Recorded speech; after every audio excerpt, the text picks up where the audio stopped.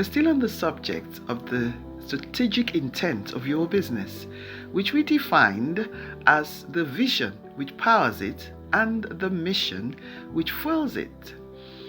We're looking at 7 principles to apply to realize the strategic intent of your business. We discussed already principle number 1, which is to know who you are, your purpose giver, your source, who you represent in the marketplace. Now, let us talk about purpose number 2. As an entrepreneur, do you know the people to whom you are called? Those you are to serve? Those you are to bless? Entrepreneurs do whatever it takes to solve problems for the users of their products or services. But they must first know who they are. They cannot solve problems for everyone. Those who are passionate about an unmet need, they think differently. They seek out those that they are meant to serve. They adopt a model that best fits their customer segments. You must do due diligence. You must find out who your customers are. First of all, who is willing to buy your product? What is your target market? Who needs what you are selling? Who will appreciate its value? Who will find it useful? And more importantly, who can afford what you sell? Then again, you need to ask yourself, what are you selling? What is that value that you are adding to people's lives? You see, business ideas rarely start out fully formed. You are always required to ask your potential customers to get continuous feedback from them so that they help you tweak to make changes to that product or service so that it can best suit them, so that it can add value to them. Entrepreneurs are what I call questioners. They are always probing. They are always seeking. They are always listening. They listen more than they speak. Okay? And then they're trying to find out, how do I sell what I have to sell? Do I have enough skills? Do I need additional skills? Do I need to engage someone to do the selling for me? Do I need to outsource the marketing of this product? Service has been defined as a satisfactory experience produced by the server. Now, to secure continuous patronage, you must recognize buyer values. You must know what the buyers want, their preferences. This is the only way that you can turn a potential customer into a buyer. And this happens in stages. You know, we're going to talk at another time about the different stages of moving a customer from just seeing your product, desiring it, and actually making a commitment to purchase it. Okay? Customers must see how your offering brings value to them. You must get continuous feedback for them. They must listen. You must listen to them. You must hear even the things that they are not saying. They must see how you add value to them. You must appeal to their senses, because we all know that buying is often an emotional decision, you know. If they are happy with what you are doing, with your product, with your service, create a channel that lets them communicate that to you so that you can let them know that you expect them to become loyal customers. If they are not happy, let this channel capture their mood, their unhappiness. And then if there's a problem, you must find out why the problem is and fix it. Because they must see your product as one that is worthy of their money. Otherwise, customers will not come back. There is a plethora of solutions out there. If your product or service does not meet user needs, then you are not in business. Since much of your effort goes into persuading the customer to buy, I'm sure many of you realize that you do spend quite a bit on marketing. It makes sense to work just as hard to keep those customers. Therefore, you must pay attention to what they are saying. You must listen to your customers. Your product and your service is meeting user needs, right? But your organization and part of its profit should meet societal needs. Some people call it corporate social responsibility, but the bottom line is that you are giving back to a cause. You are an apostle in the marketplace. You are ministering to a specific people with a specific need at a specific place over a specific period, because business and ministry are intertwined. You are correctly motivated. You are purpose driven. Listen, your business is to help some people reclaim what they have lost. Let me explain that.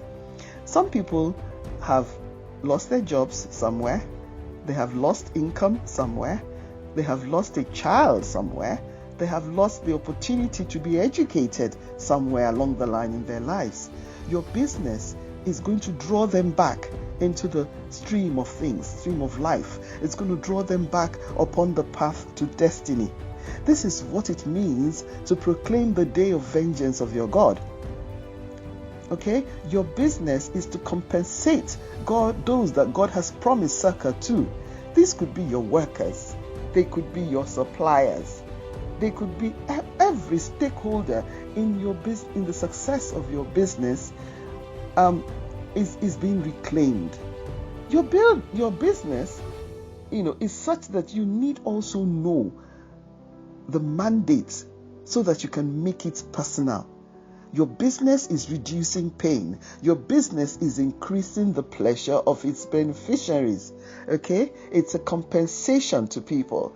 So your business is also a building project. Therefore, you will have help. Architects will join you. This is literally. Bricklayers will join you. Carpenters will join you. A building project is not done alone.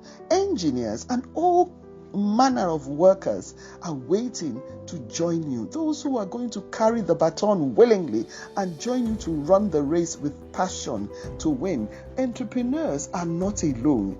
They are driving the vehicle, but they are not in the vehicle. They are not in it alone. They are in it with others. So you must appreciate this, that as you provide for the needy, this is a spiritual principle. Wherever you are established, that land yields its increase to you. Opportunities will abound there. Your work will increase. This is the plan. When you become a channel for wealth distribution, your given capacity increases. Definitely, the land will sow. As you sow into the land will give back to you. Everyone who will help you will do it with passion. They will come at the right time. Like Ruth to Naomi, they will be willing to go all the way with you because their destiny is tied to yours. The business leader who will succeed at entrepreneurship must not only know and understand success principles, he or she must also apply them with wisdom. Let us discuss principle number 3. Wisdom is the principal thing, therefore get wisdom. Wisdom is about recognition. It knows what to do to get the desired result, to get to where you want to go, to get the answers you have questions for, to get the experience that you desire. Are you trying to produce something that you want customers to value?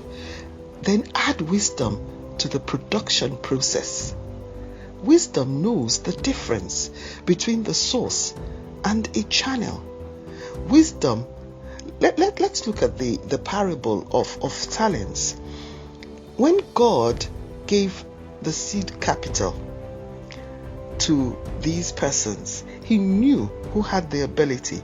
Although he gave all of them the authority to trade, but he knew who had the ability. He knew who knows the difference, who has wisdom, and therefore he gave more to those who had more.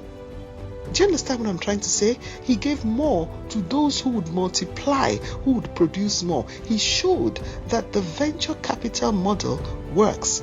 If an entrepreneur disregards authority or ability or wisdom, that person has planned to fail at entrepreneurship. Wisdom must be combined with prudence and knowledge and discretion. Have you heard it said that a house is built by wisdom, that it becomes strong through good sense, and that its rooms are filled with precious things through knowledge? What do you know about your target audience? Do you know where to find them? Do you know what platform upon which to engage them? Do you know how to sell your product or service to them? Do you know when they come to buy one product, how you can in the back end upsell or cross-sell or retarget or remarket these same clients and get the most out of them? Wisdom knows what is already available. You know, we've already said this. God's will for man's dominion on earth was not without instructive guidance. You have on the one hand the abilities. You have on the other hand the wisdom. All you have to do is ask, because you know where you can find the repository of wisdom. Wisdom knows. Entrepreneurial success, it hinges not only on understanding principles, but having the wisdom to apply them. Knowledge empowers. Wisdom strengthens. You know, when you want to solve a problem, you need to spend time thinking beyond what currently is. You need to work your creative energy because you care to make things better. While thinking through solutions, do not get caught up in what can or what cannot be done. No, have that mindset of possibility. Problems are rarely solved at the level at which they were created. You know what? You need to go higher. You need to switch to divinity. Sometimes you need revelation knowledge to receive solutions from above. You are the light of the world. You are the salt of the earth. You have a mandate. You are pursuing a mandate to redeem mankind. So do it with wisdom. Thank you for your time.